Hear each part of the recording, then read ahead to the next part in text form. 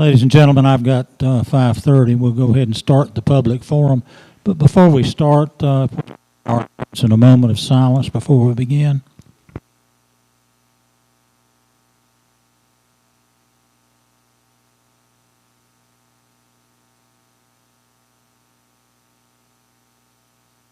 Amen. Tom Widmer teased me years ago that I don't pray or in a meeting anymore, public meetings, usually don't say a prayer. But Tom always got me. He says, you always say amen at the end. But anyway, I want to welcome everybody to the public forum. It's an opportunity for townspeople, anyone to ask us questions or tell us whatever you want us to hear. If there are questions, we'll try to answer them. If we don't have an answer, we'll take your name and be sure and get an answer to you as quickly as possible. The floor is open for questions or comments, please. Oh, one minor detail. Come on up. Can I get a motion to approve the agenda as presented? I have a motion from Mayor Pro Tem Fouché. Do we have a second? Second from Commissioner Alexander. All those in favor signify by saying aye. Aye. Ayes carry. Now you have it. Hi, Elizabeth Hamilton, 160 Maryland Place. I just wanted to publicly acknowledge one of the efforts that went on recently here in the Valley. The end of April, under the auspices of the Tree Board, we've got some members here tonight, and the Hemlock Restoration Initiative, we treated a number of the town's hemlocks. It was a big effort coordinated with, of course, the town and all. And I just wanted to publicly acknowledge all the different volunteers who were part of that. Gil Campbell, Elizabeth Hamilton, Clay Hamilton, Coleman Ledgerton, Chip Ledgerton, Ashley Murat, Allison Radigan, Mark Radigan, George Sawyer, George Standert, Mary Standert, Mary Hamilton, and Hugh Irwin. And of course, with special thanks to the donors who helped fund this project, which were Joe and Mary Standert. Were definitely very instrumental in being sure all the coordination and the background plus the doning. The Hamiltons, Kendra Reed, Shirley Mitchell, Perrin Wright, and Claire Hare. And so it was a really successful project. We treated a number of the hemlocks on the Trounds right away from the gate up towards the field. They've been marked with paint. And the tree board with volunteers and additional funding in the future, we hope to continue to help the health of the forest here in the mountains. But mostly just wanted to be sure to publicly thank all our volunteers and donors that made this possible. Thank you so much. There was so much done years ago and so much publicity. And it's good to hear that we're continuing the treatment, and do appreciate that. I'd just like to say really special thanks goes to Elizabeth, but for her, it really is. And we thank her greatly. And I think with her leadership and everybody on the tree board's support for it, we'll see these efforts continue annually, hopefully. Thanks. Any other commissioner? Okay, floor is still open. Any comments, please? Tell us about the your project, the creek. Where do we stand on the creek right now? Yeah, tell us where we stand. We haven't had an update on that in a while.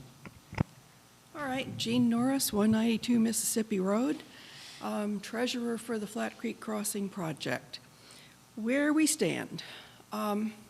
We've actually put out a little letter to donors, and I think that had the most concise statement of where we stand, and I don't happen to have a copy of it with me.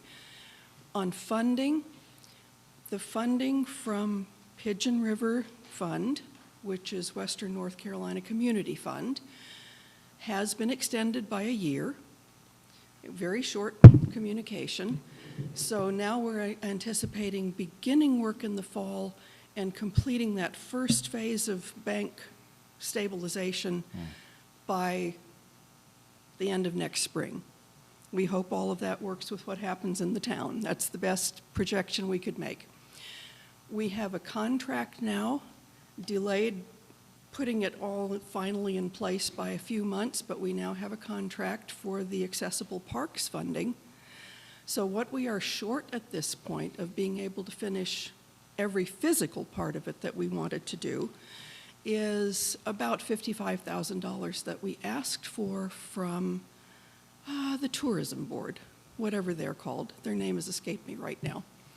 And that was because after the storm hit, they decided that what they needed to do was retract their funding, their request for proposals, and focus whatever they had on the projects that they had already funded, which were in need of dire help. We can't argue with that. They've encouraged us to apply again. Two downsides to that for us, and one is that their funding is a one-to-one match. It's not a gift, and one-to-one can be a big reach for $55,000. We may be in a position to do it. And the second, Gene, that has to be new money, is that right? It can't be money that you've already raised? it can be money that we've already raised. It depends partly on how we write the proposal and partly how they hear it.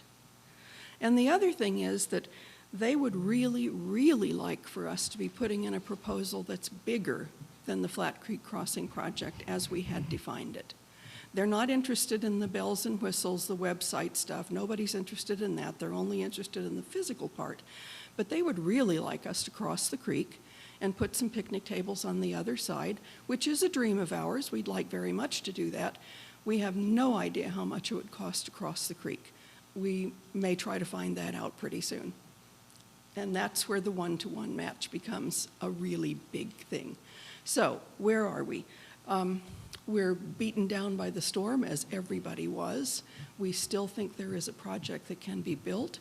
The outlines of the project are still there on this side of the creek, and that's promising. As the town gradually makes its way down to the level of the old road bed, we'll learn more about what's still there that might need to be dealt with. But I think we're just delayed by about a year, and other than that, I think we can begin and we can make it happen. Thank you. Thanks, Gene. Thanks for your continued efforts on that project. Anyone else? Tom, what a surprise. Tom Chris, 98 Frisk Road. I'd like it, oh, please speak clearly into my.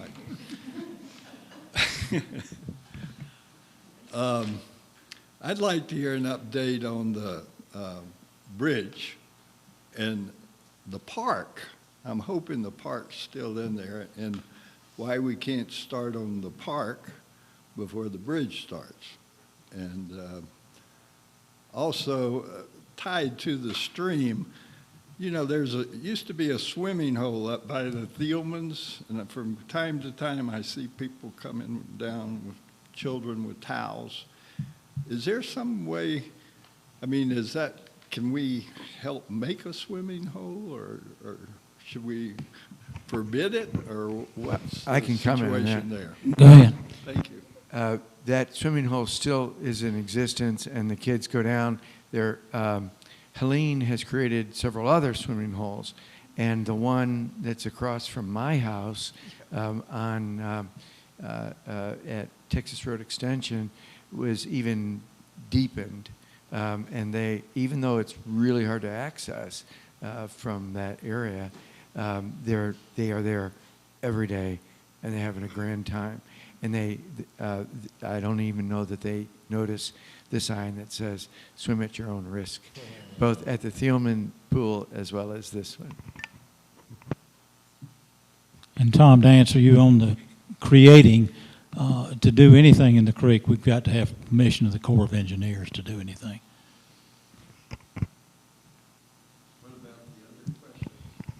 I can talk about, you're talking about the Texas Road pedestrian bridge.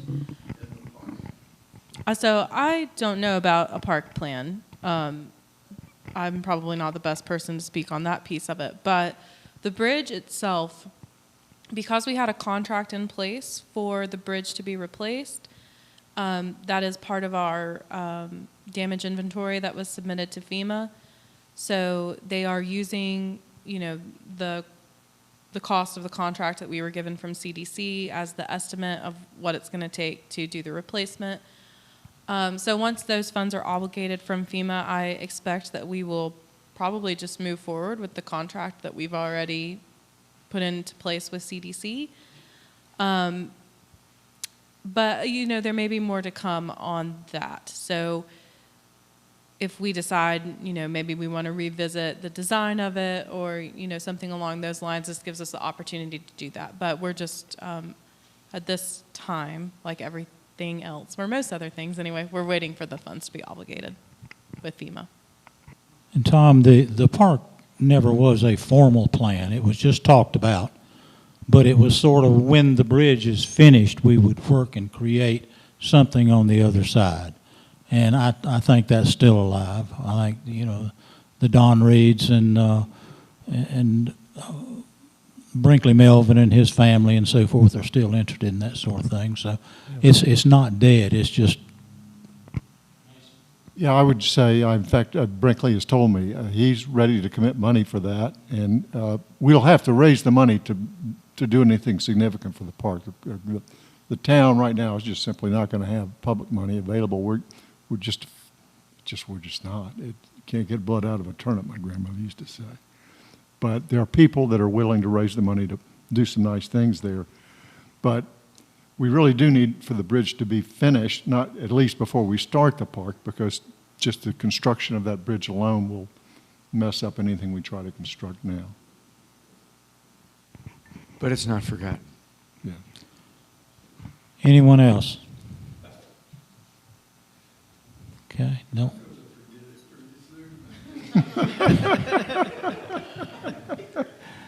Anyone else have any comments or no questions?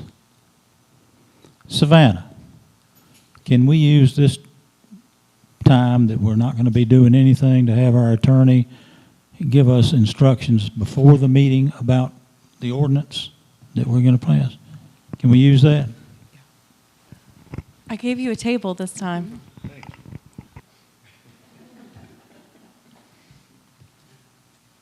I didn't realize until tonight how special Kitty and I are. Everybody else had green cloth. We have a blue one. Wow. Blue sky.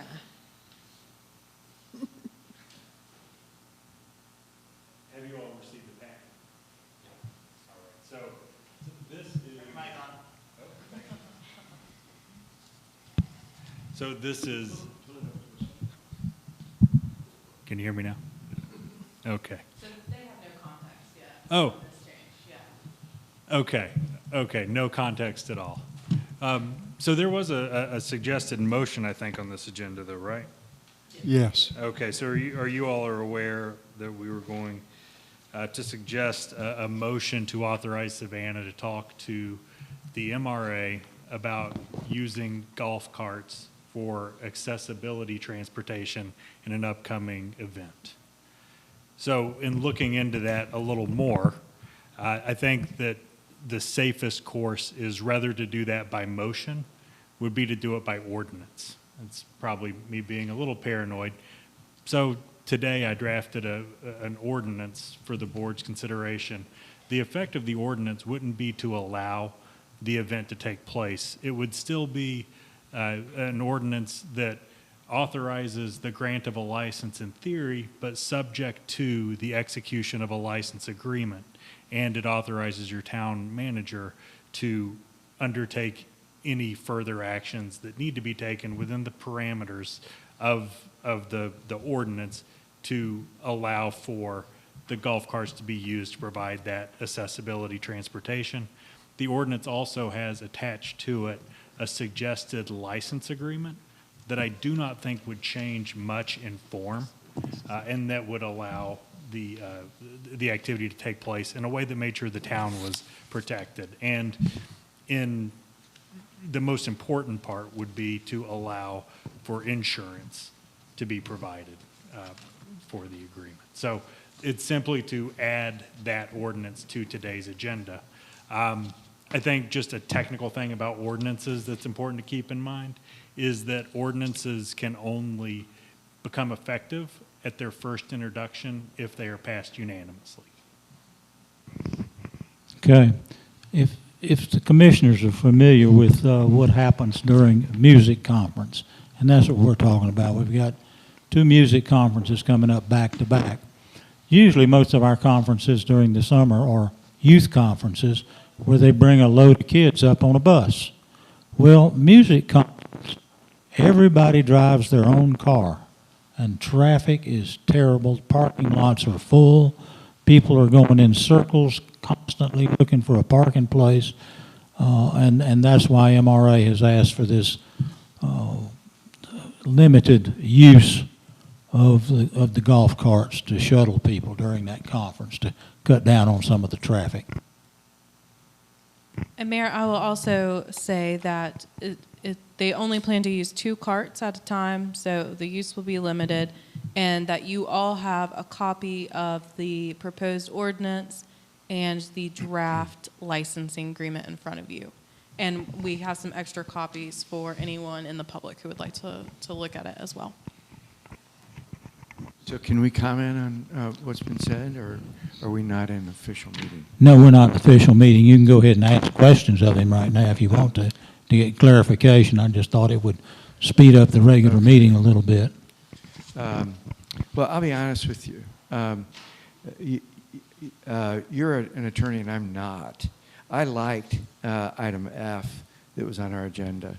I cannot and won't, I would vote against it tonight because I haven't read these 14 pages. And I'm not going to say yes on behalf of the residents for something that I don't even know about. So I'd have to vote no.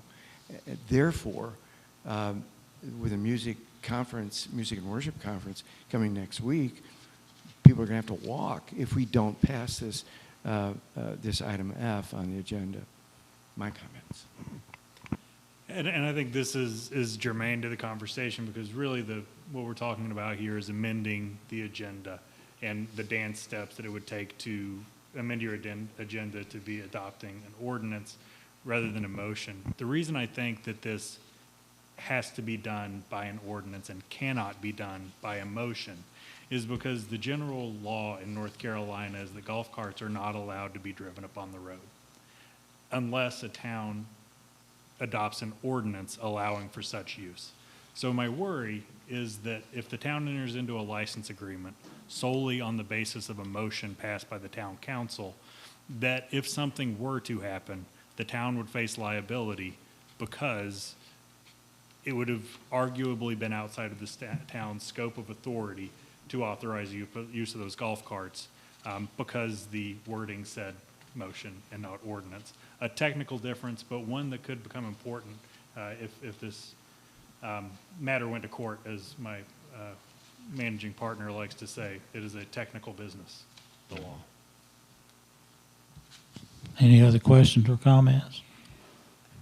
My question is, passing this, I have not read it either, of course, and passing it, what ramifications are going to be significant in the future?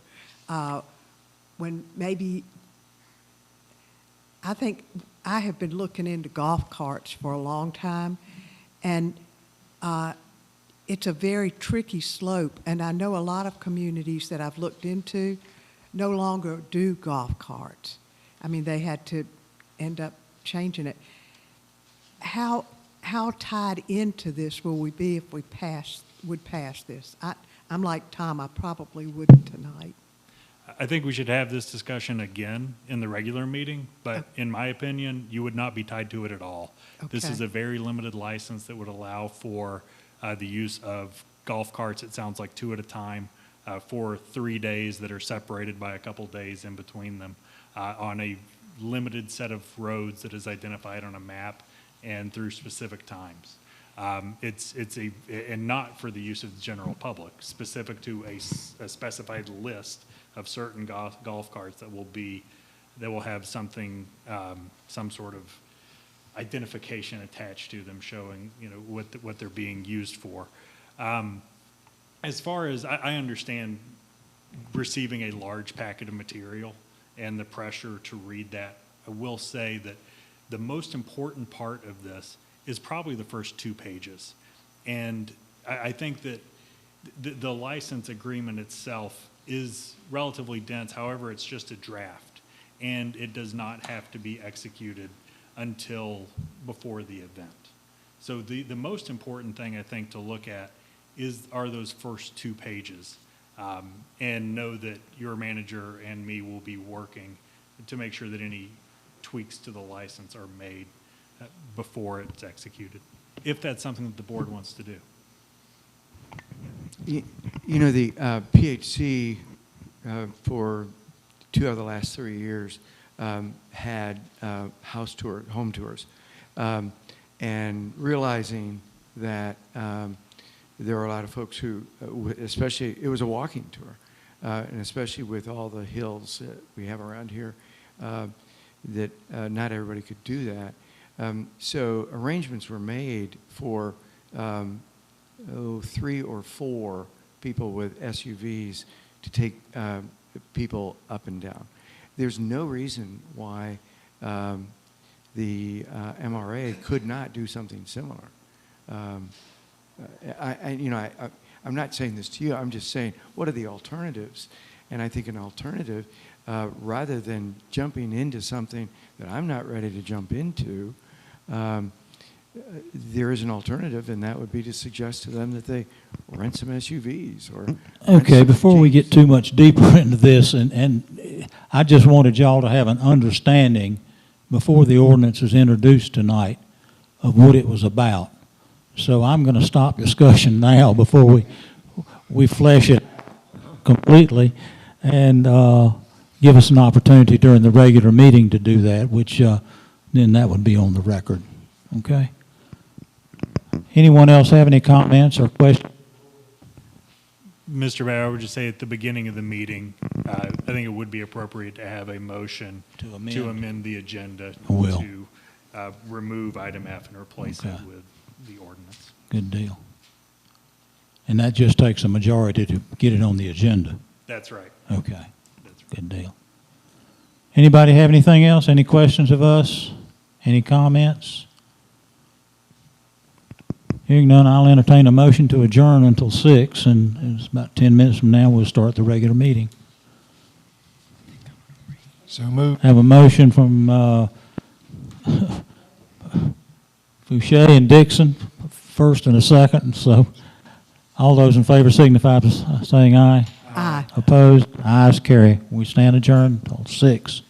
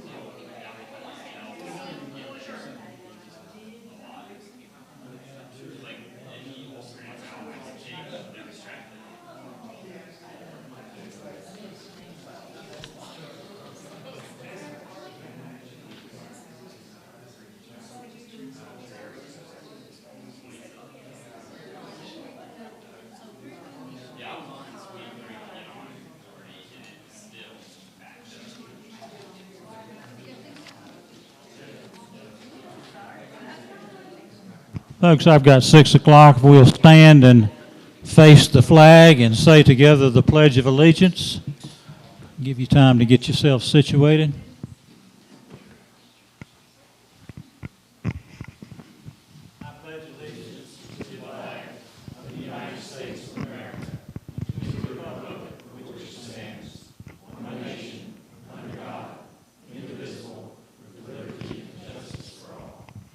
Bow our heads for just a moment before we start.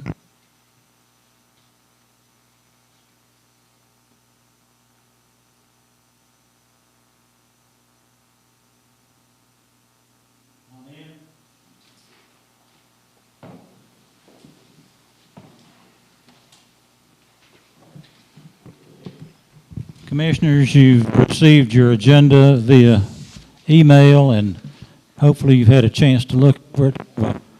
I need to amend the motion, to amend the amendment, amend the agenda tonight, in that we're adding an item. Which item is it, Savannah? Which one? F. Item F to the agenda. Do I have a motion to amend the agenda as presented? Have a motion from Mayor Pro Tem Fouché. Do I have a second? Second. Second from Commissioner Dixon. All those in favor signify by saying aye. Aye. Nays?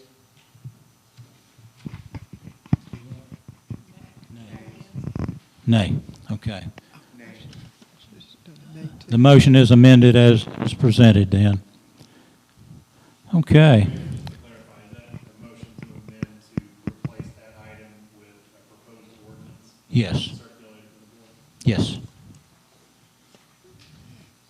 Yes, and I make it clear, my vote was to, because I accept council's recommendation that we shouldn't do what's on the agenda, because then we put the town at risk for a lawsuit. And that if we do it at all, we do it by ordinance, and we can turn down the ordinance. And that's, if we don't want to allow it, that's the safest way. No reason to allow it in a way that would be potentially dangerous to the town, so. Okay. So we do have a motion that has received a majority vote to put it on the agenda, right? Okay. And it was 5-1? 4-1, excuse me. Okay. My only communication is that, I want to thank the community for your tolerance and understanding. We've had a lot of detours this week. Town crews are working on Assembly Drive there near the dam and have done a wonderful job in doing that. I talked to Barry today, and Barry said it's probably the most intense and toughest job that he's ever tackled with the town crew. And they have built that bank back up just below the dam where it was in danger street. And probably not through yet. I know you're going to deal with mud there for a couple of days with the rain that came in. So just be patient, and it's not going to be the only detour this year or next year or the year after probably. So we've got a lot of work to do, and I just appreciate everybody's patience and understanding. Savannah, you want to cover the consent agenda and your communication? Yes, I will cover the consent agenda. 1 second. Okay, so on the consent agenda, we have the May 2nd budget workshop meeting minutes, the May 8th public forum meeting minutes, the May 8th town council meeting minutes, and the May 28th budget workshop meeting minutes. For my communications, yes, yeah. Yes. Number one, I think the AI is good.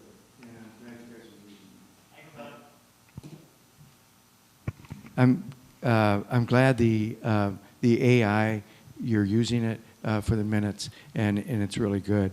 One thing though, the AI still hasn't picked up on spellings of people's names, their titles, things like that. I just encourage staff to proof it, a couple of sets of eyes, so that we don't get embarrassed. Thank you. For my announcements, I am excited that we have an intern who is starting with us on June 19th. His name is Ethan Walls. He is a student at UNC Chapel Hill, and he'll be working with us on Tuesdays and Thursdays from 9 to 4. And then I have some sad news that our zoning administrator, Kayla DiChristina, is leaving Land of Sky Regional Council and by default also leaving the town of Montreat. So we're sad about that and working on what's coming next. I should know more at the end of next week. Kayla's last day will be June 30th. And then just a quick note that the offices will be closed on Friday, July 4th, but we'll see you around town at the parade and all of the activities. And then a reminder that we have bulk pickup on July 8th. Please do not put any construction material or tires in your bulk pickup piles.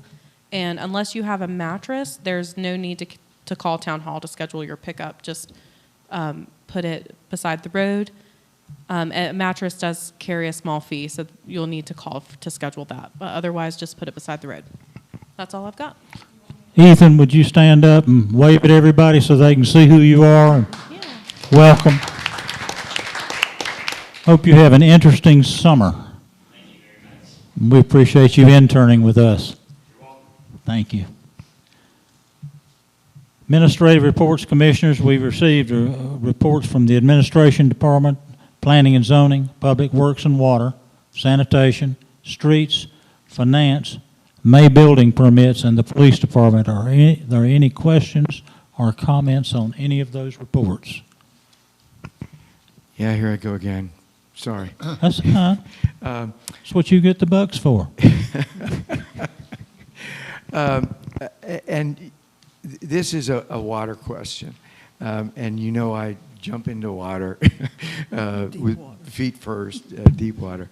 On page 23 of the admin report, I noticed that we produced, which I assume also means consumed, about 27% less water in 25 than in 24 year to date.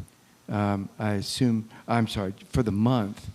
And you know, when we have seen decreases in the past, in the fall, we've likened it to the problem of Helene. But do we know why? Are our records better? That's Are why readings Barry's better? coming to the microphone. Really, I don't have an answer right now for that. I was noticing that when I was filling out the report, a drop in the numbers. So I'll get with Jared and see what might be going on there, or what's making the numbers fluctuate that much.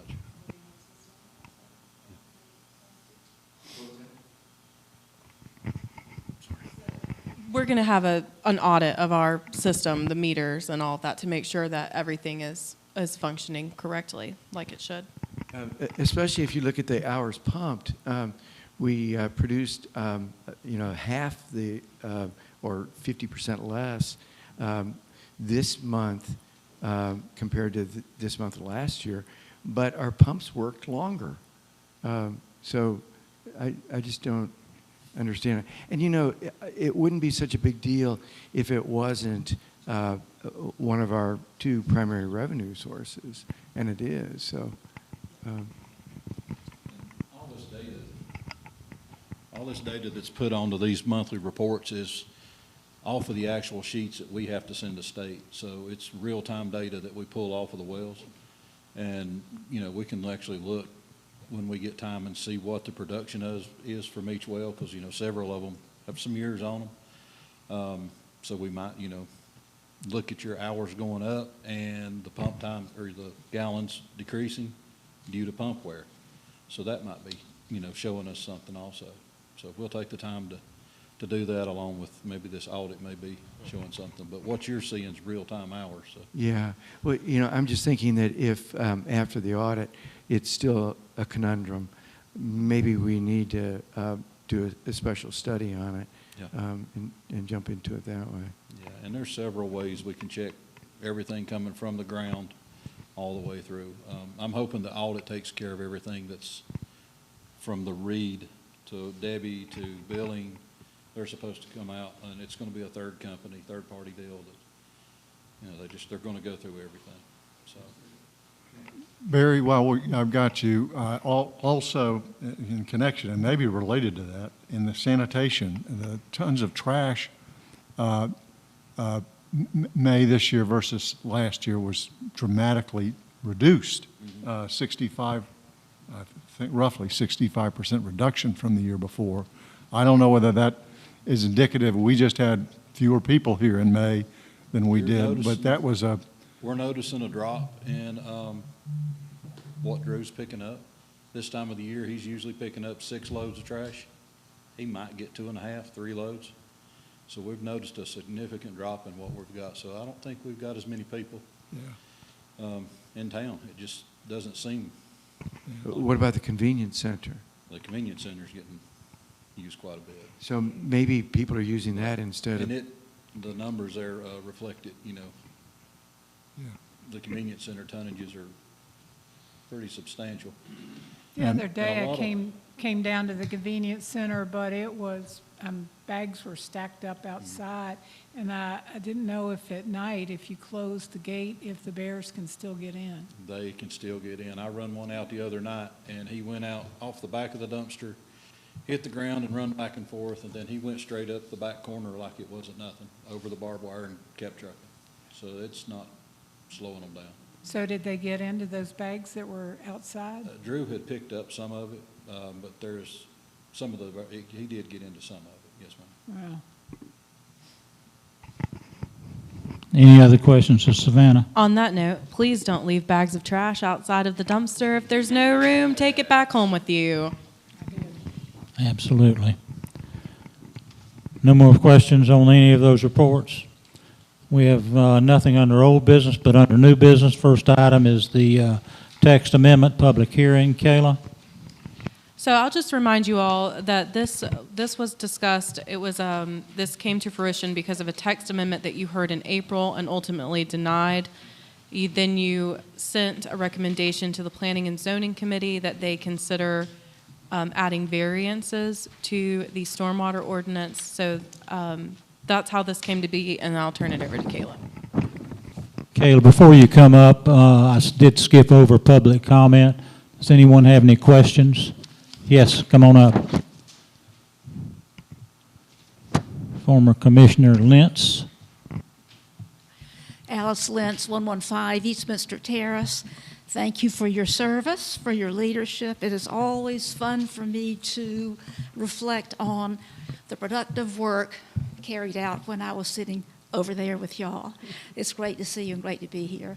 I have just one comment about the Cottagers barbecue ticket sales, which start on June 23rd, and they run through July 2nd, 9 to 12. June 23rd, yeah. Monday, June 23rd through July 2nd, 9 to 12 at the post office. Will also be sold at the non-treat store and at the Red Radish. So just want you to know that that's coming up. Gail Sawyer and George Sawyer are working on the committee as well for the barbecue, along with Whitney and Jim Cohen. Beth Frith is helping me with the ticket sales. So just be aware that's coming. You'll see the banner at the post office, and come get your tickets. Thank you.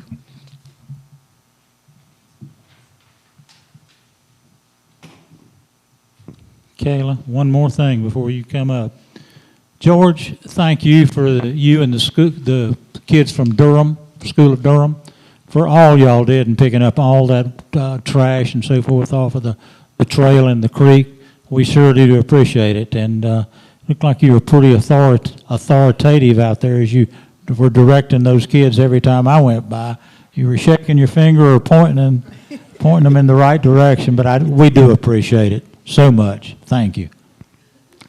Kayla, now, thank you.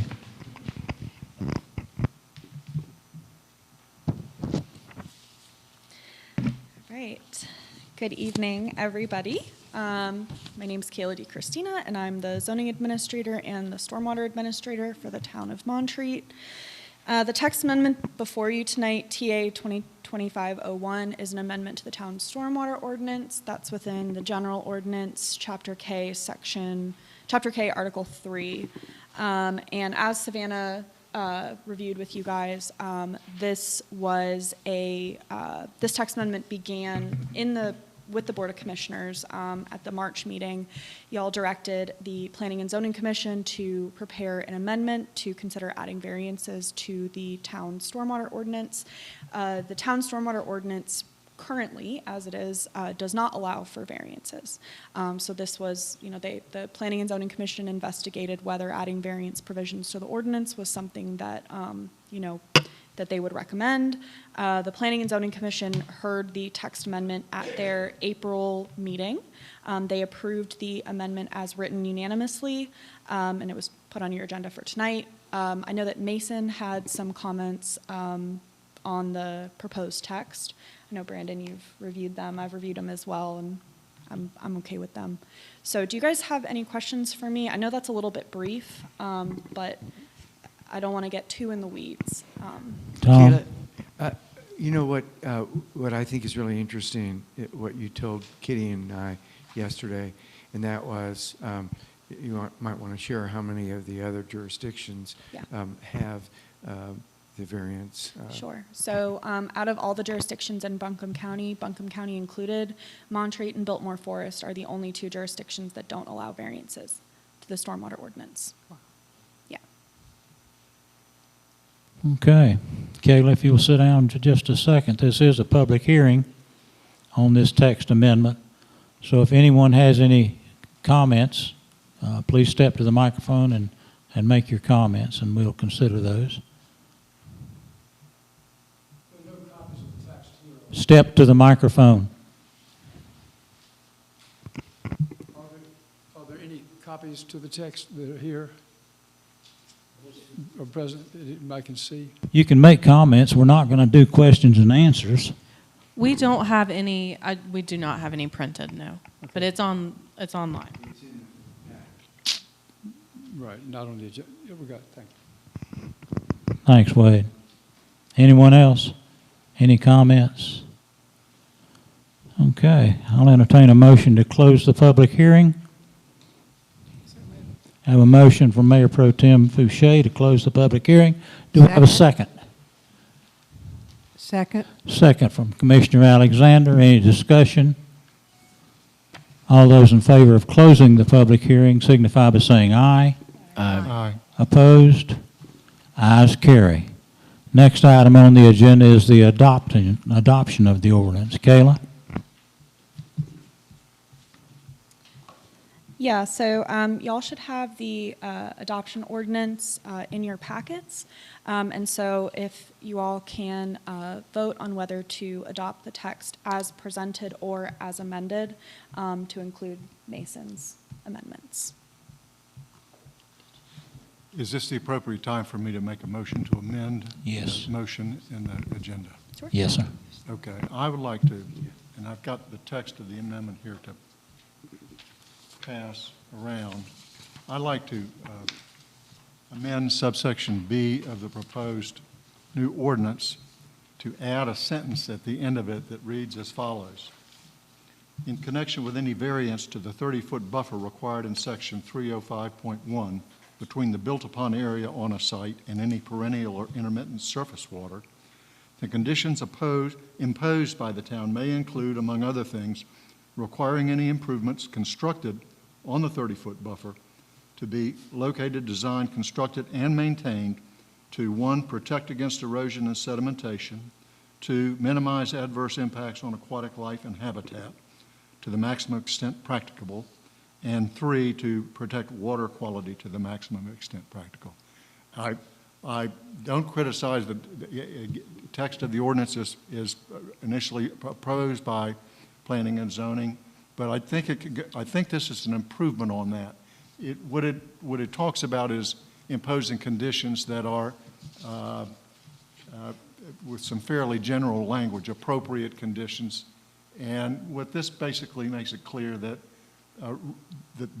reasonable and appropriate, I believe, is the words that are used.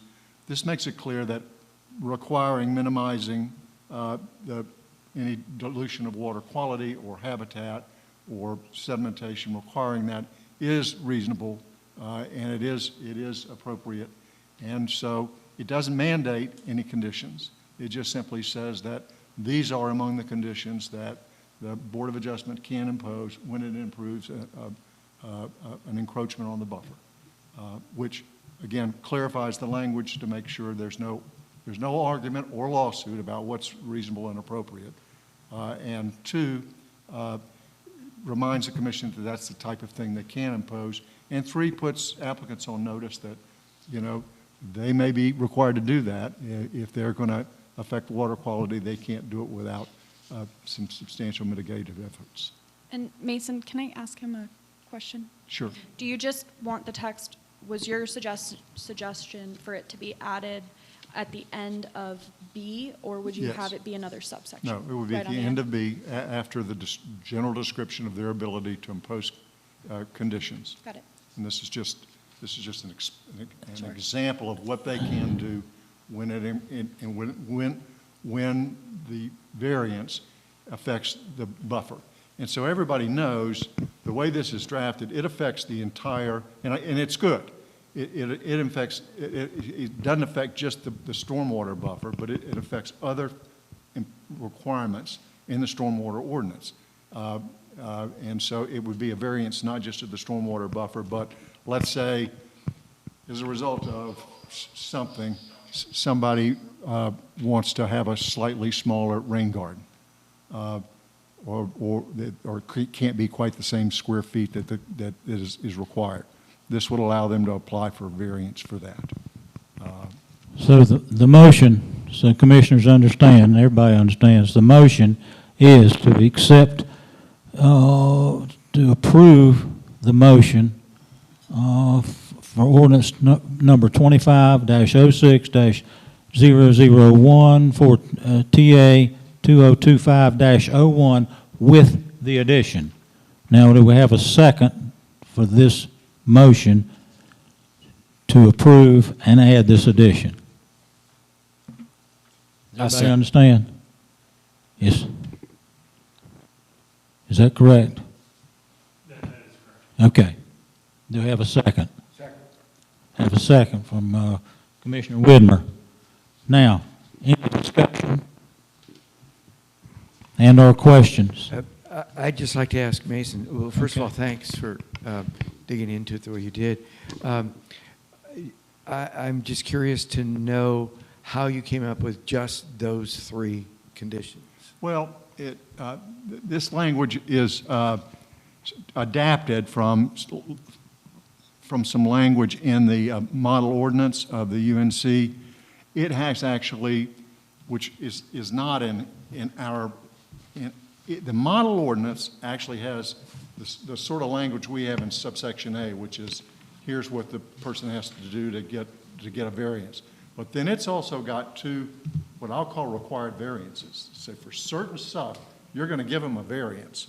But if you give them a variance, they got to do this, and which is mitigate habitat degradation and that sort of thing. And so I sort of took that concept and plugged it in. That sort of language is already in the model ordinance, but I just plugged it in and make it applicable only to the buffer, and actually the mandatory, as I recall, the mandatory variances in the model ordinance don't deal with the buffer.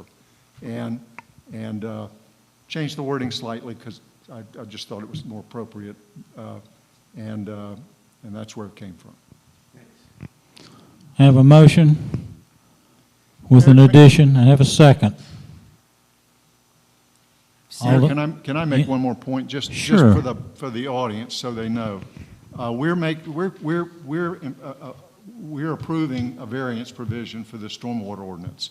But as I think Tom had Kayla point out, right now we're the only town other than Biltmore Forest that doesn't have a variance provision. That's one point. A second point that I think is important, we've got, particularly we've got the most, the toughest applicability of our stormwater ordinance of anywhere in Brevard County, sorry, I used to live there, in Buncombe County. In other words, everybody but Black Mountain for residential is a 1 acre site, okay? And if you don't have a 1 acre site, you don't have to comply with the stormwater ordinance. You don't have to get a permit, rather.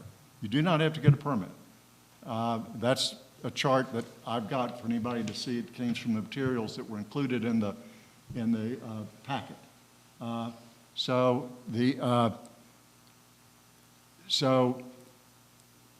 Montreat, or actually Black Mountain and Montreat, both have a 5,000 square foot, so that Black Mountain is impervious surface. So that will pick up a lot of residential projects, but not necessarily all residential projects. And the other towns would if you've got a bigger than 1 acre site, but nothing in Montreat, or very few lots in Montreat are 1 acre, so almost all residential sites have to comply with the stormwater permit. And that's tough. Ours is even tougher than Black Mountain. Black Mountain has 5,000 impervious.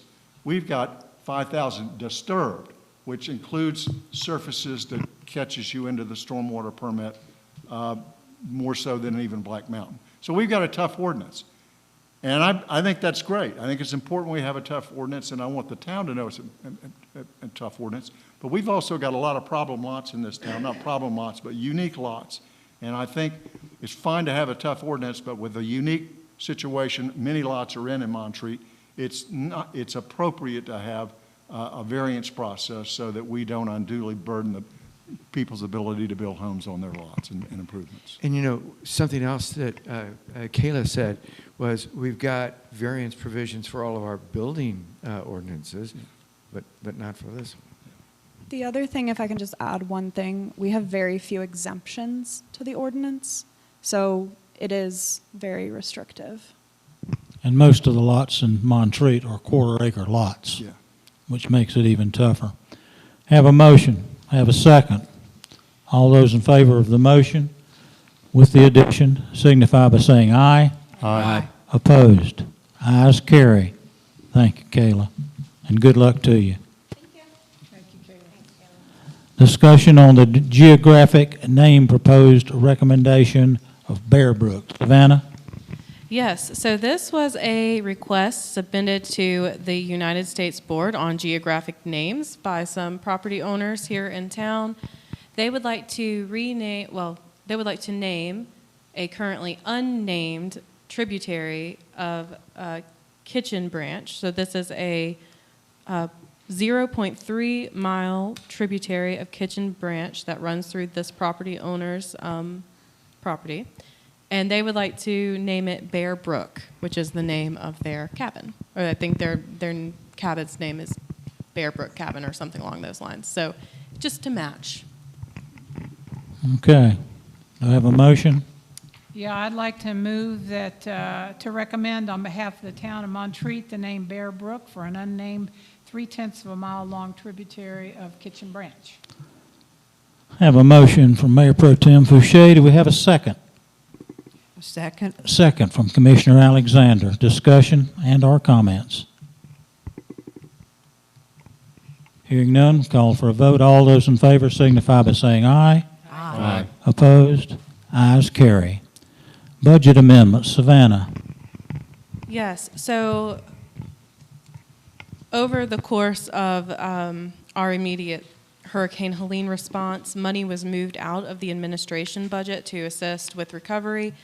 So we have our cash flow loan now from the state, so we're going to take that opportunity to transfer back some money to cover shortages that were created from those initial fund transfers.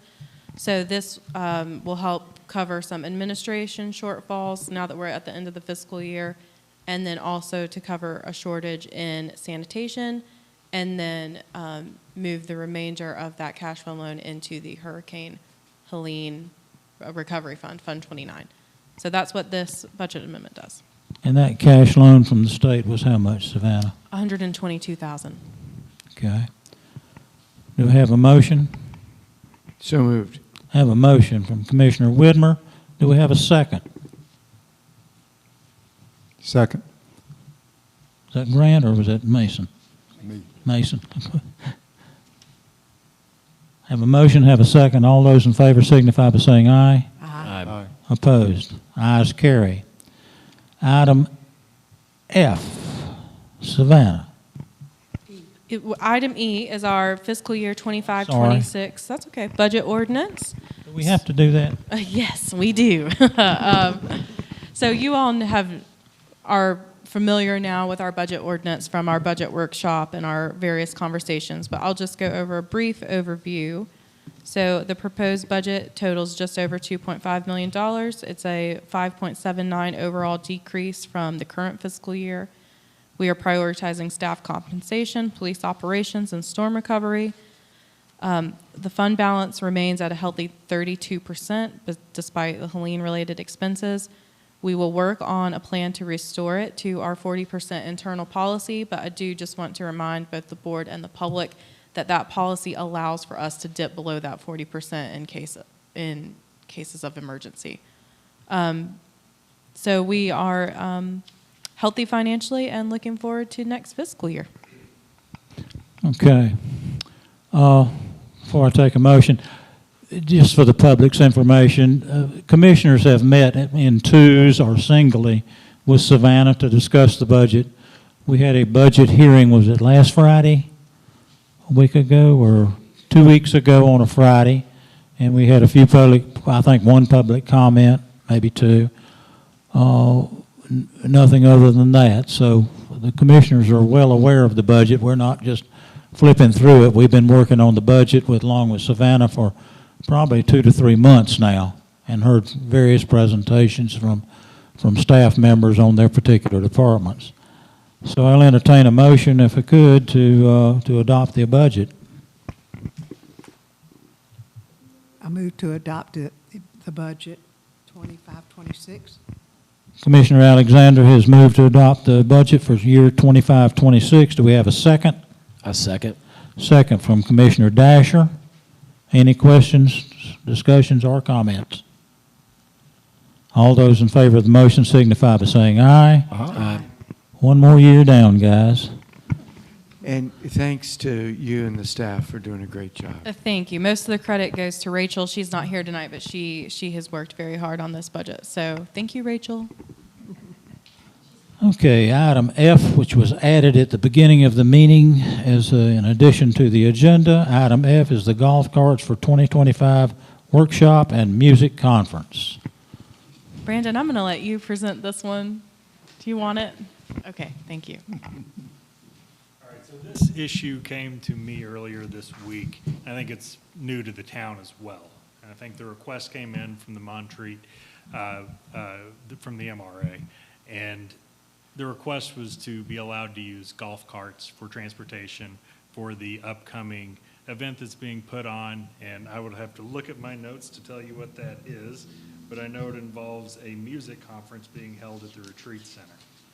So initially, when this proposal came in, to get the item onto the agenda, my suggestion to the town manager was to put what was labeled on the agenda as item F in the original agenda, which was a motion from this, proceeding by motion, authorizing the town manager with the advice and assistance of town council, that's me, to be authorized to investigate, negotiate, and in her discretion, enter into a license agreement or another appropriate agreement. And to be very candid, the reason why I put or another appropriate agreement in there is this was pretty new. And I did want some time to look into it and figure out what the best way forward is. And of course, it was the agreement would be with MRA for the use of golf courts on town infrastructure to provide accessible transportation during here's the verbiage, the 2025 Worship and Music Conference. So I say that to say today in earnest, and there is as I understand it, the conference starts next week. So, you know, there is a time crunch. So I started working on the license agreement today, just to try and see how far I could get. In the process of doing that, I became convinced that this board making this authorization to the town manager, I think there was a good chance that if this had proceeded by motion, I might not have had the license agreement done. It might have been something that was done between me and the town manager, but I was able to work on it today. In investigating that, again, I became convinced that an ordinance was required to allow a golf cart to be operated on the town roadway. And this is what led me to believe that. I think it's pretty common knowledge that if a town wants to allow its citizenry to drive golf carts around the town, generally that's forbidden. And the way towns are able to do that is by the adoption of an ordinance. And the North Carolina Department of Transportation even has a model ordinance. But that model ordinance is designed to allow the community at large to operate golf carts on the roadway. This was a unique situation, so it would have, been more of just a license for a very limited use, 3 days, 6 days, for this event. So I started looking at other jurisdictions and how they've handled this, and one that I thought was interesting was in Asheville. If you've driven through Asheville, you've probably at some point gotten behind the pub cycle, which is human-powered by people on a big cart with lots of bicycle seats, and they go at about 6 miles an hour up the hills in downtown Asheville. And I was curious as to how that was authorized. They didn't use exactly this provision. It's not considered a golf cart. It's considered a certain other type of vehicle because the power comes from people in the back and the driver operates the steering wheel and the brake. It was an interesting distinction, but the upshot is that the city of Asheville used an ordinance to authorize their town manager to enter into a license agreement for the use of the pub cycle. So that and just getting paranoid and looking at the general authority that says an ordinance must be used, I went ahead and drafted an ordinance today and made the suggestion that ordinance take the place of the motion. If you look at the motion, there are several whereases. You mean if we go to ordinance? I'm sorry. Thank you, Commissioner Widmer. Yes, sir. If you look at the ordinance, importantly, the whereases establish why this is necessary and cite to the authority that is allowed. Is there a way to put this on the screen?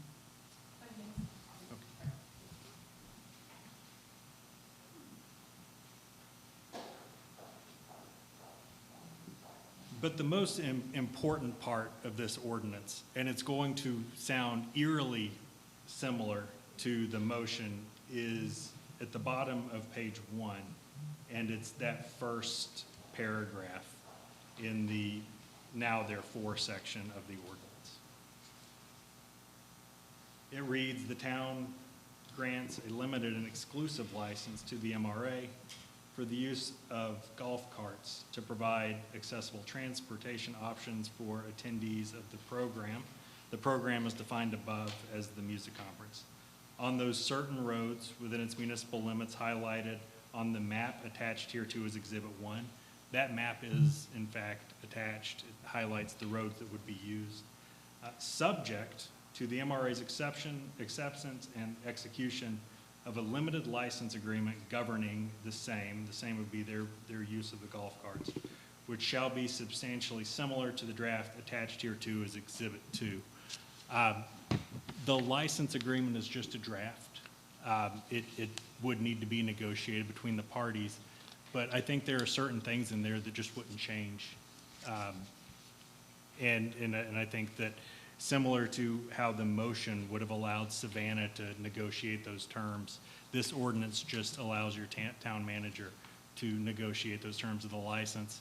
I was pleased that I was able to get a license in front of you today, rather than to just come in here asking you to empower your manager to enter into this license, even though I believe she would have done an excellent job. But I'm happy to answer any questions that you might have, and happy to review this in as much detail as you would like. Questions of our attorney? Brandon, is this a permanent ordinance, or is this just for these 2 weeks? It is just for those 2 weeks and not even for those 2 entire weeks. Just 6 days? Right, those days within those 2 weeks. Yeah. So I June think you- 16th through 21st and June 23rd through the 28th. So more than 6 days. It's 2 5-day periods. Yeah, well, thanks for doing all this work. We've done a lot of covering our, well, I won't say it. It was a rabbit Covering hole. It was a rabbit hole I had not gone down, and I am thankful for the privilege to get to do it. Other questions of Brandon? Okay. Do I have a motion to adopt?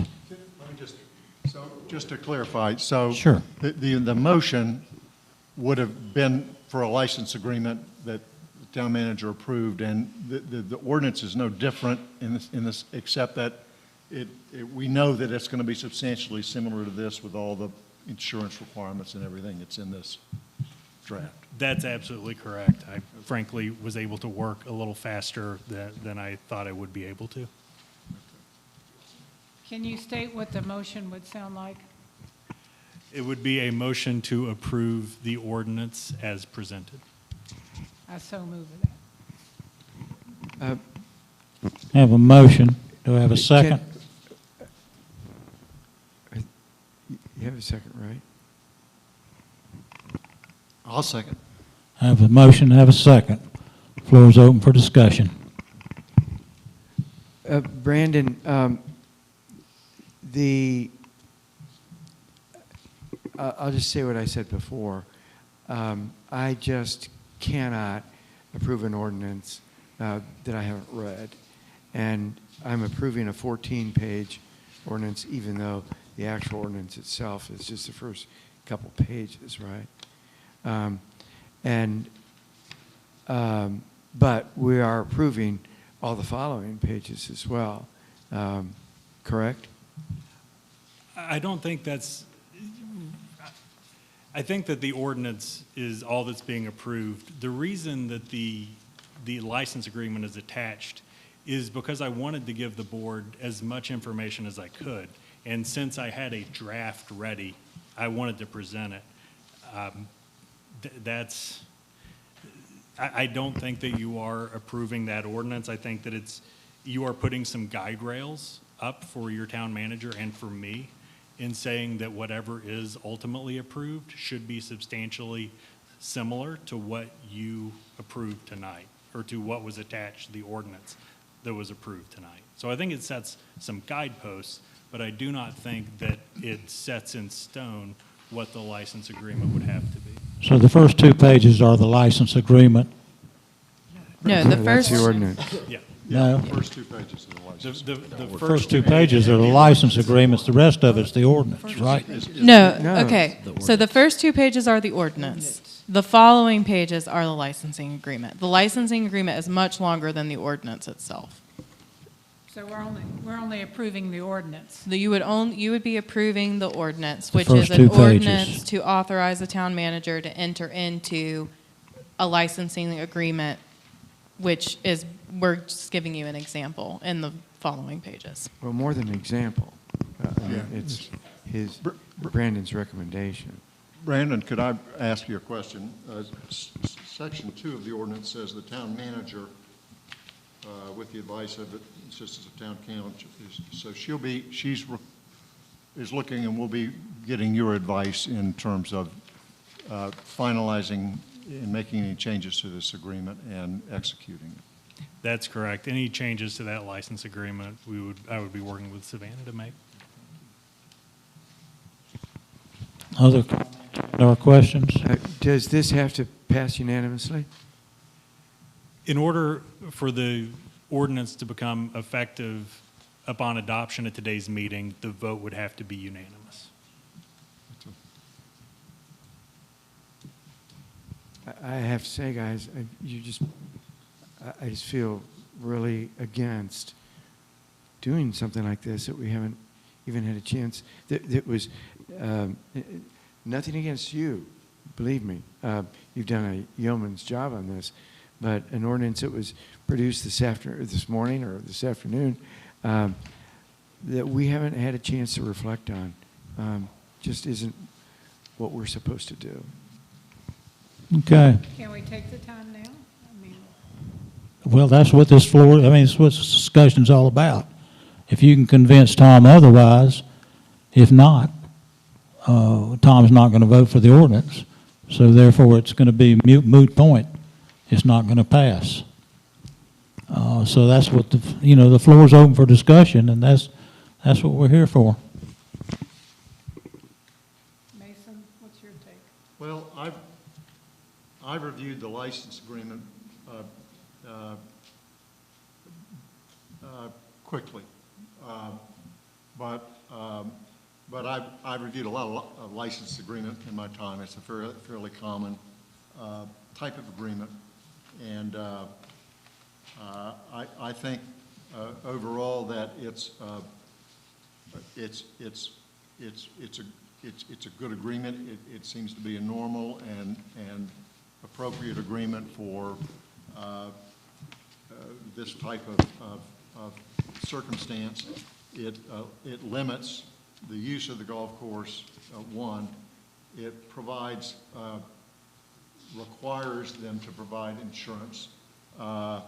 It doesn't, and that's really necessary because in order to get insurance, there has to be an obligation to insure. This gives a contractual obligation between the MRA and us that their insurance is going to cover. And it contains some additional insurance provisions that are normal but necessary. I think it's an appropriate agreement. I haven't read every word, so there may be some adjustments that might be appropriate, but it certainly looks like a fair agreement which protects the interests of the town. What about the 2 pages of the ordinance? I've read the 2 pages of the ordinance. Kitty, I've never done anything in 2 pages. That's for sure. But I think it's fine. It does the job. I'm just kidding. It doesn't need to be any longer than it is. May I ask a question of someone in the audience? Is that proper? I have the same question. And Seth is here, and I think probably very willing to answer questions if the mayor is okay with that. He's the one that I wanted to ask. Yeah, it's not normally done, but we can do it. Seth, did you all look at something more powerful than a golf cart to rent, like a ATV, or some of the golf carts do require licenses that would fit within our Yes. So first to state, this is, as the licensing agreement shows, this is actually with the Presbyterian Association of Musicians through the Mountain Retreat Association. The Music and Worship Conference is an annual conference. It's held over 2 weeks each year that has a significantly older population than all of our other conferences. As that conference has evolved throughout the years, it has the age of that group continues to increase. And they reached a point last year where they were facing attrition in their membership and in the conference attendees because they could not travel. They couldn't make the walk from Assembly Inn to auditorium, et cetera. So they proposed an idea in the fall to us, and right after, it was unfortunate timing, right after the storm, and we agreed to work together, and we started the process of clearing hurdles at that point back in the fall. And I apologize that this is just getting to all of you now. It's through a series of difficult conversations, but I'm grateful for Savannah, I'm grateful for the chief for all working together, and I'm certainly grateful for Brandon's time. The way that we got to answer your question directly, the way that we got to golf carts is ease of in and out. Often when you have a UTV or something like that that is licensed for travel, it is a significantly higher vehicle. The step up into, while it is permitted in a lot of places, while you can have those licensed, the ease of access in and out is not the same. Additionally, they looked at using vans as well. And even using minivans, the amount of time to get in and out is significantly larger.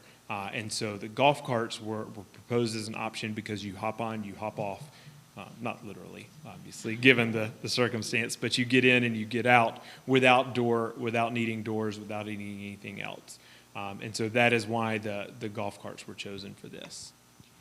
Now, I'm thinking about your insurance. What kind of golf cart is it actually? Is it?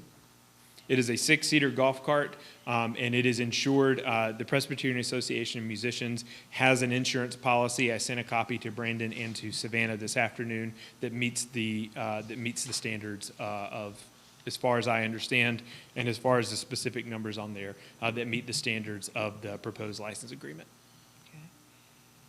And the staff that you'll have driving the? They are all trained individuals. They had a training session that they have all gone through. They are all licensed drivers. They're all over the age of 18.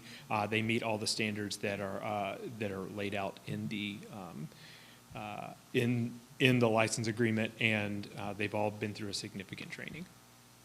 And to be clear, we were talking about 2, potentially 3 golf carts maximum. We had a couple people add today, add the service. It is a service you have to pay for. It is a service that you had to register for.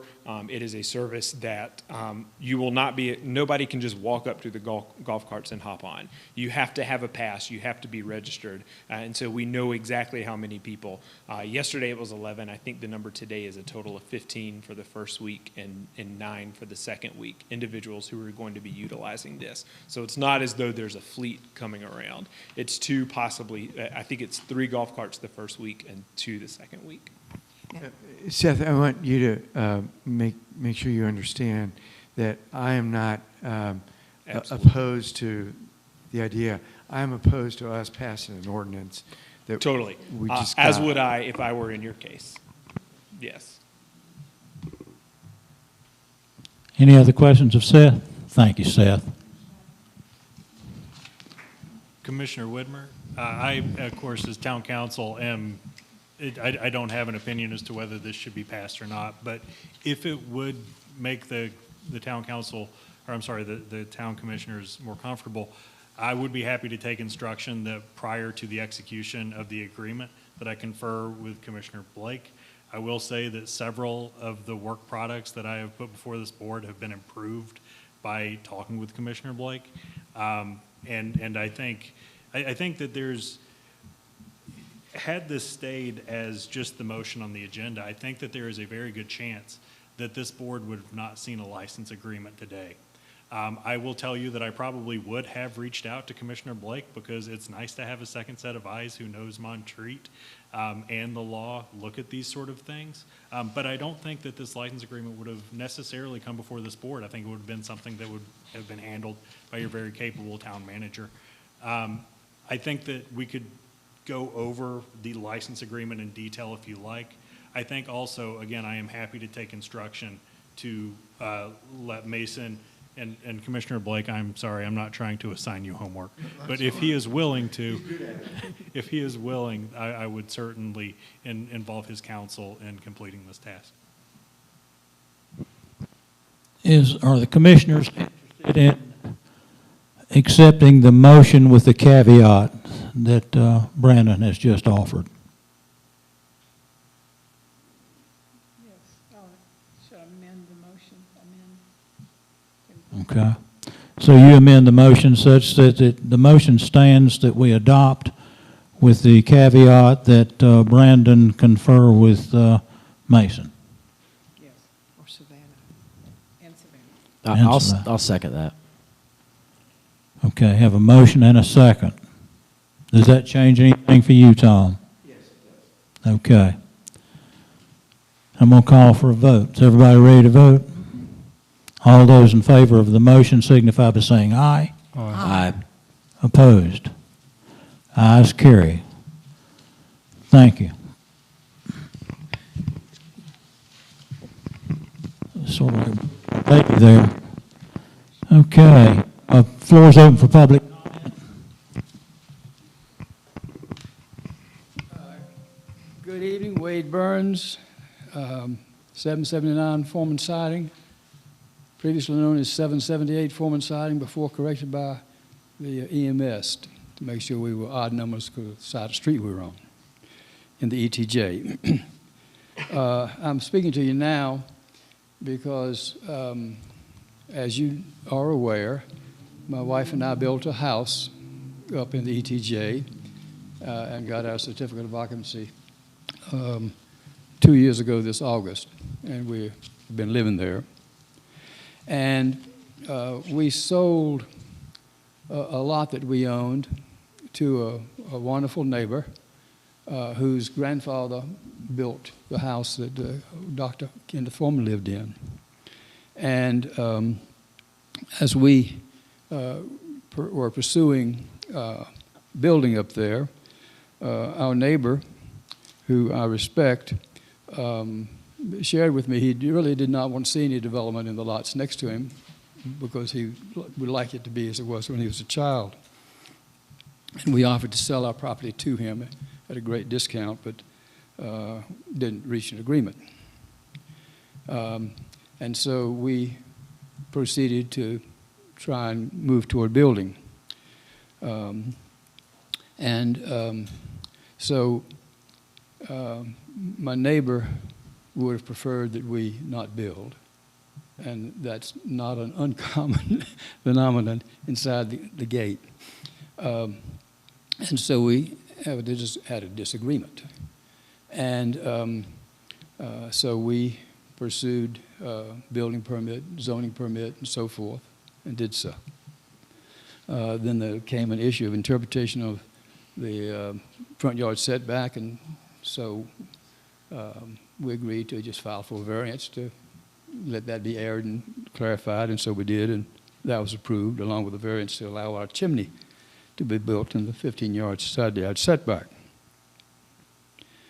Our neighbor was opposed and opposed all of the zoning efforts and so forth. But we were successful in being permitted and built the house. Our neighbor is an attorney and filed suit against the town, 4 counts, for permitting it, against the Board of Adjustment for giving us variances, filed an appeal against the building inspector for giving us a permit, and I let the town manager know that that wasn't something that could be appealed. That was a matter of the North Carolina Department of Insurance. You can't, a citizen committee cannot tell the building inspector whether or not a beam has to be there. That's up to the state. That's life safety. So we've been in court for several years, and right now a judge's decision is coming down that will undo all of our permits. And so we plan to file an application for conditional zoning, which is allowed in our ordinances. And that is a detailed application because it requires, before we even apply, that we have a community meeting with anybody within 250 feet of our property. And we have to have that meeting before we can file. And then we have to file, and we have to go before the Planning and Zoning Commission and make our case as to why we should be re-permitted for the house we live in. Planning and Zoning Commission does not give us approval. They merely will make a recommendation, yea or nay with conditions, to the full commission. We will then come before the Board of Commissioners to make our case to you as to whether or not we can keep our house, or whether we have to tear parts of it off or whatnot. Now, I want to say right up front that I said I have respect for my neighbor, and I do. And in the final arguments before the judge, my neighbor pointed out that Wade Burns said of him that he's an honorable man who believes what he believes. And I did say that, and I think that's the right thing to say about a neighbor you might disagree with. Wade, you need to move on to bottom line. You're pressing your 3 minutes. Well, I'm moving to save my house, so I'm hoping for some courtesy. So we will be filing this appeal. One of the issues is going to be this 30-foot setback. My neighbor has filed briefs that stack up about 7 inches high, and he's one of the most accomplished attorneys in America. And so he won his arguments with the judge that overturned these things. And one of those things is that his argument was that this is an ephemeral stream, not, in your ordinance says, intermittent streams or perennial streams. But ours is an ephemeral stream, there's no water in it unless it rains. And his argument was, well, the Board of Adjustment should have implemented a 30-foot setback on it. Okay, it's enough. So- You can sit down now. I mean, you've had over your time, and I don't mean to be rude, but I know where you're going. This is in the courts, and that's who needs to handle it. The commissioners aren't ready to handle it yet or discuss it. And I don't mean to be rude, and I don't mean to be ugly to you, but if you'd sit down, I'd appreciate it. Who's up next? Any questions? Yes, Seth.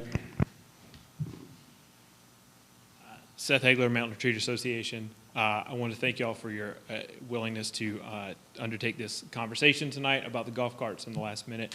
I appreciate it. Brandon, thank you especially for your diligent work and your quick work. So again, just thank you for that. We appreciate all you do. We appreciate all the council does in our partnership. I just want to take a moment of personal privilege tonight. My last day at the conference center will be July 2nd.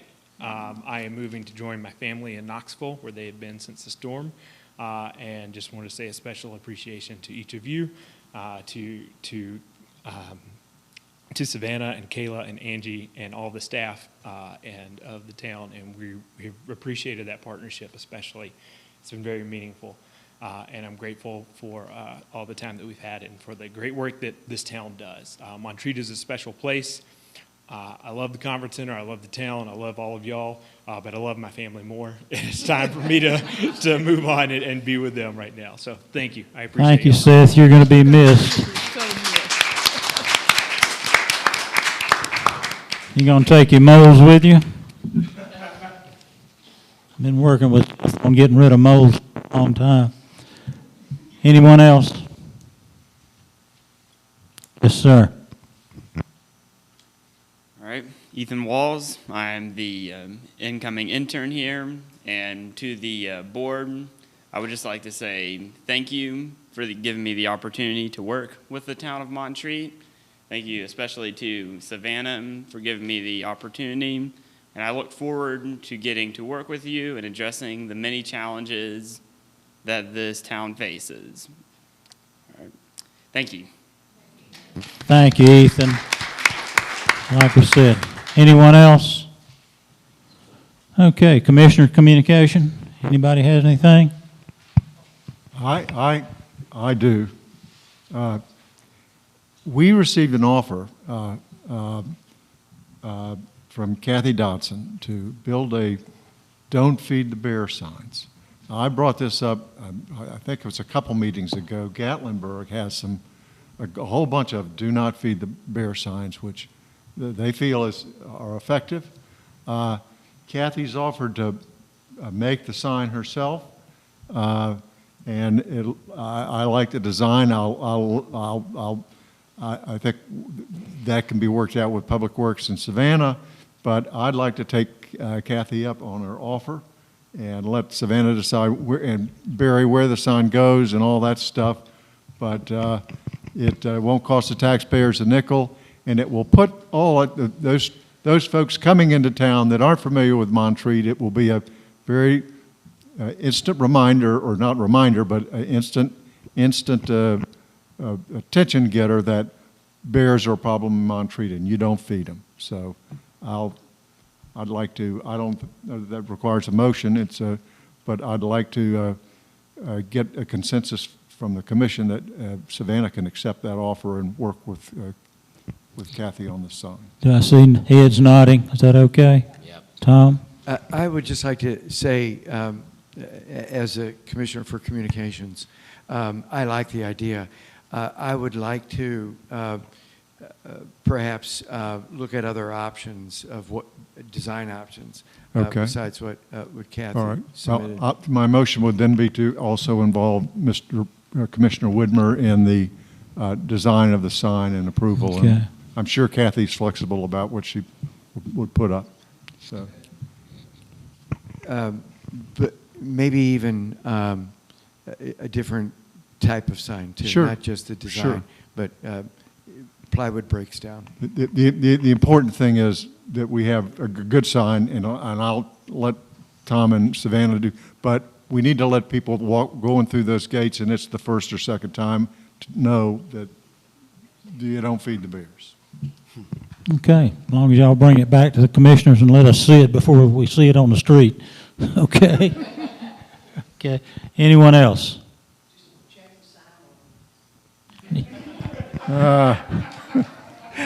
Way to go, Jay. Anyone Well, else? We can get a variance. If anyone out there has not been by the Heritage Center to see the display and video, we do appreciate it. Go by and see it. I think it'll be eye-opening. Kerrigan, thank you for the good article in the Black Mountain paper today. Was it today or Wednesday it came out? But anyway. Today. Okay, it's a good article. Nice photos too. Thank you, ma'am. I have two things. Sure. Number one, we all owe the staff not only appreciation for the budget, but if you look at the numbers for this year, we have an excess, and I would never have thought with the kind of year that we had that we'd have a $100,000 excess by now. So thank the staff for their financial controls in their own departments and everything else. Secondly, just tell everybody that the chief Eaton, in his budget proposal, wanted to be getting out into the community. And one of the first steps in that, besides the fact that they are all very visible within our community, is that Patrolman Justin Whitson, who has rejoined our force after having left and come back, and we're delighted at that, is going to do a CPR class in July. And if you have not been re-educated on new CPR procedures in the last 5 years, they changed in 2020, and we all need to, especially at our ages, need to be up to speed on that. So he will be doing that on, do you remember the date on that? Well, we're going to get it out in the Montreat Minute tomorrow. Okay, anyone else? Any other commissioner? Communication? Okay. Got some dates to remember. Board of Adjustment meets Thursday, June the 26th, 2025, 5 o'clock in Town Hall. Land Care is no July meeting. Town offices are closed July the 4th, of course. Tree Board, Tuesday, July the 8th, 2025, 9 a.m. Town Hall with Zoom. July Town Council meeting will be the 10th of July, 6 p.m. The public forum will start at 5:30. Planning and Zoning Commission meeting is Thursday, July 17, 10:30 a.m. And Board of Adjustment, Thursday, July 24th, 2025, 5 p.m. Town Hall. Most all of the Town Hall meetings are available through Zoom. Do I have a motion to adjourn? I have a motion from Commissioner Alexander to adjourn. Do I have a second? Second. Second. From Mason. All those in favor say aye. Aye. Opposed? Ayes carry. Thank everybody for coming.